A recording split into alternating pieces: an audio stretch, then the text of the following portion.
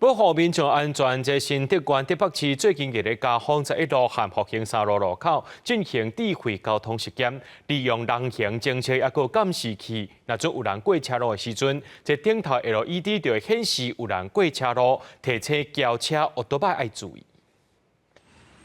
妈妈塞囡仔车过路口，车灯顶边的 LED 连绵出现行人通行中，来提醒驶车经过人爱注意。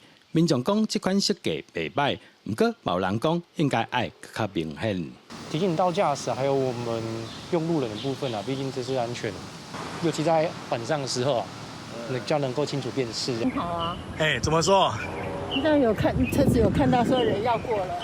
较无遐明显吧？应该更明显吧？安尼较无遐明显吧？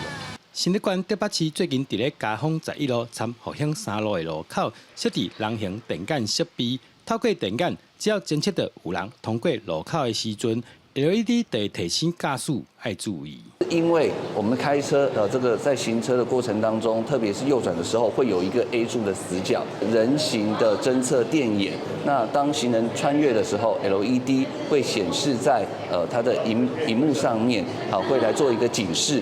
市公所指出，目前先试办1年，若是效果袂歹，未来按算来全面建制，希望会当提升用路人的安全，减少意外发生。记者刘君豪，新竹报道。